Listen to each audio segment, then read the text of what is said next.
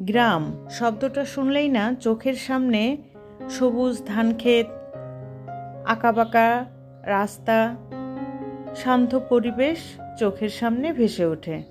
আসসালামু আলাইকুম এভরিওয়ান, কেমন আছেন সবাই? আশা করি সবাই ভালো আছেন। আমিও আছি আলহামদুলিল্লাহ ভালো। নতুন দিনের নতুন আরও একটা ব্লগ ভিডিওতে যশোরের মেয়ে হেনা চ্যানেল থেকে আমি হেনা আপনাদেরকে ওয়েলকাম করছি। আজকের ভিডিওটা শুরু করেছি দুপুরের খাওয়ার পর থেকে।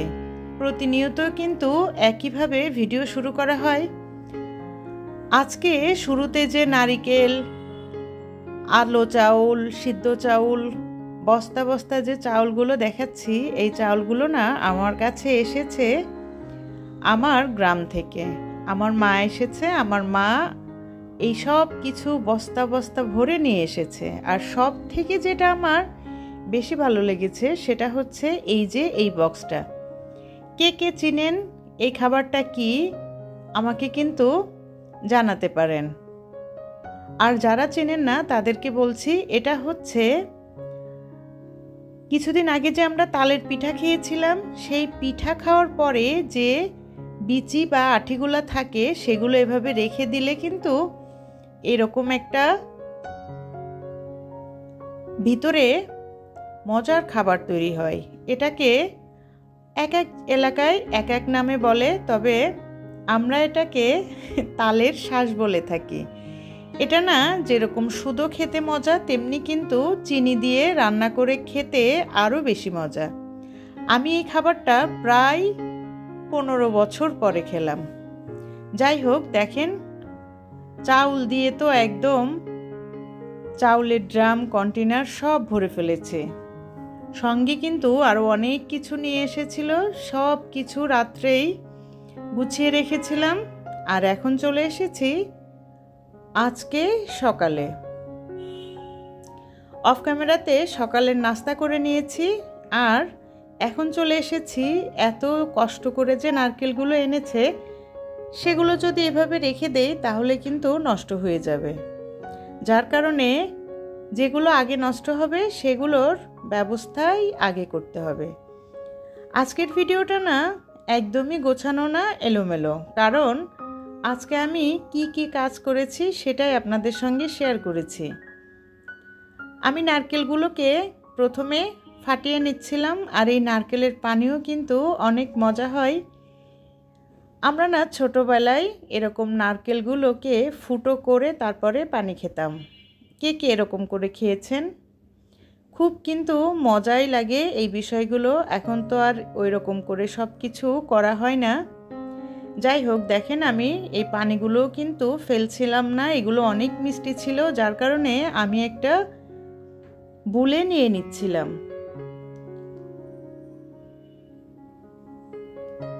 আমার কাছে গ্রামের সব কিছুই অনেক ভালো লাগে। আর এখন মনে হয় গ্রাম থেকে শহরেই কিন্তু সব কিছুই পাওয়া যায়। তারপরেও গ্রাম থেকে যতটুকুই আসে সেটাই কিন্তু আমার কাছে মনে হয় যে অনেক আনন্দের, দেখতেও খুব ভালো লাগে। অনেকগুলো নারকেল দেখেন, আমি একদম সবগুলোকে ফাটিয়ে নিয়েছি। এখন এগুলোকে কুড়িয়ে ডিপ ফ্রিজে রেখে দিব। যখন আমার প্রয়োজন আমি সেইভাবে করে পরবর্তীতে ব্যবহার করতে পারবো। আমি এগুলো রেখে দিলে নষ্ট হয়ে যেত, এত কষ্টের কোনোই মূল্য থাকতো না। আমি এই পানিগুলো দিয়ে আমরা যেরকম ডাবের পুডিং তৈরি করি ঠিক সেরকমই একটা পুডিং তৈরি করব। যার কারণে পানিটা ছেঁকে তারপরে হচ্ছে রেখে দিচ্ছি। ভিডিওর এই প্রান্তে এসে সকলের কাছ থেকে একটা লাইক চেয়ে নিচ্ছে। যারা আমার ভিডিওটা ক্লিক করেছেন, লাইক দিতে ভুলে গিয়েছেন, প্লিজ একটা লাইক দিয়ে আমার ভিডিওটা কন্টিনিউ করতে পারেন। আপনি যদি আজকে আমার চ্যানেলে নতুন হয়ে থাকেন, আমার ভিডিওতে বলা কোনো কথা, কোনো কাজ যদি আপনার ভালো লেগে যায়, আপনি চাইলেই আমার চ্যানেলটা সাবস্ক্রাইব করে আমার সঙ্গে থেকে যেতে পারেন। পাশে থাকা বেল বাটনটি প্রেস করে রাখতে পারেন, যাতে আমি নতুন কোনো ভিডিও ছাড়লে আপনার কাছে নোটিফিকেশন চলে যায়। আপনি আপনার সময় সুযোগ করে আমার ভিডিওটা দেখে নিতে পারেন। ইতিমধ্যে এই কাজগুলো যারা করে ফেলেছেন তাদেরকে জানাই অসংখ্য অসংখ্য ধন্যবাদ। আমি আপনাদের সঙ্গে যে বিষয়টা শেয়ার করলাম সেটা হচ্ছে আমার এই বটির সঙ্গেই কিন্তু নারকেল কোরানোর যে কুরানিটা সেটাই অ্যাডজাস্ট করা ছিল। আমি যখন বটিটা বানানোর জন্য অর্ডার দিয়েছিলাম তখন বলে দিয়েছিলাম একটা দিয়েই কিন্তু আমি খুব সহজে 2টা কাজ করতে পারি। আমার এক্সট্রা করে নারকেল কোরানোর জন্য কোনো কুরানির প্রয়োজন হয় না। আর এই যে নারকেল গুঁড়ো কুড়াতে কুড়াতে আমার তো হাতই ব্যথা হয়ে গিয়েছিল। এটা কিন্তু অনেক কষ্টের কাজ। আমার কাছে তো অনেক কষ্টের মনে হয়, আপনাদের কাছে কেমন লাগে আমি জানি না। আর দেখেন অনেকগুলো নারকেল হয়েছে।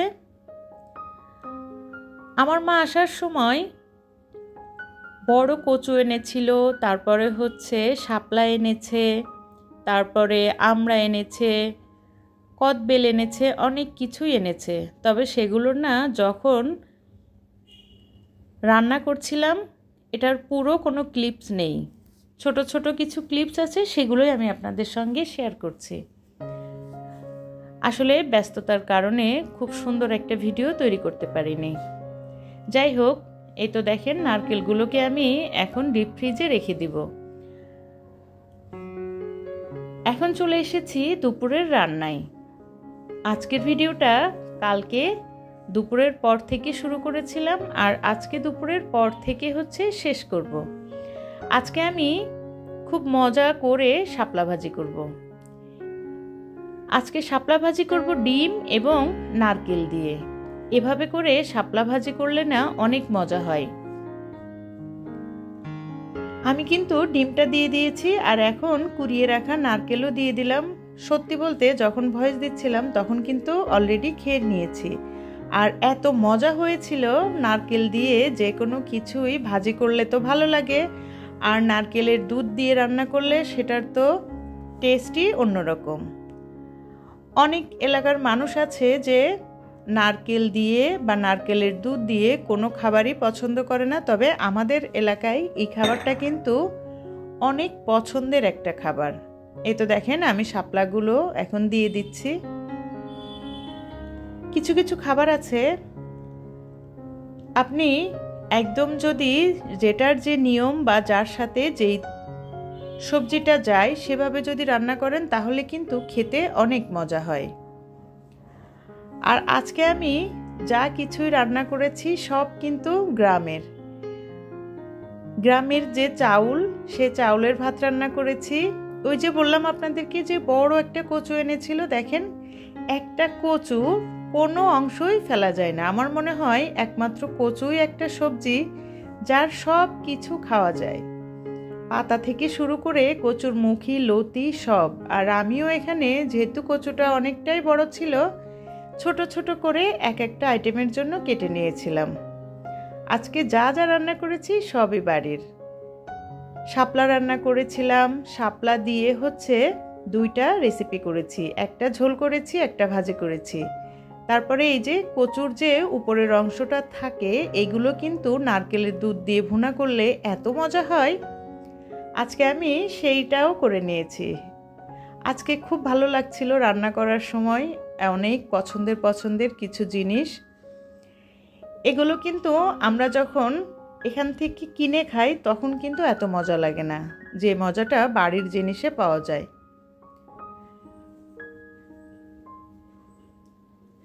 ইদানিং আমার ভিডিওগুলো কোনো ধরনের লাইক, তারপরে হচ্ছে ভিউজ কোনোটাই হচ্ছে না, যার কারণে মনটাও দিনে দিনে নষ্ট হয়ে যাচ্ছে। অনেকটা সময় পার করে ফেলেছি, হয়তো আমার ভিডিওর কোয়ালিটি কোনো কিছুই সুন্দর হয় না, যার কারণে কেউই পছন্দ করে না। যাই হোক, আমি কিন্তু আপনাদের সঙ্গে গল্প করতে করতে তেলাপিয়া মাছ দিয়ে শাপলা রান্না করে নিয়েছি। আর ওই যে বললাম নারকেলের দুধ দিয়ে কচুগুলো এভাবে রান্না করে নিয়েছি। আসলে একটু ব্যস্ত ছিলাম, যার কারণে পুরো রেসিপিটা শেয়ার করতে পারিনি। আর এই তো ফাইনালি সব খাবার রেডি। কে কে খাবেন চলে আসেন। গ্রামের সব খাবার সবাই মিলে একটু একসঙ্গে বসে খাই, একটু খাই, তাতে কিন্তু অনেক মজা। আল্লাহ হাফেজ।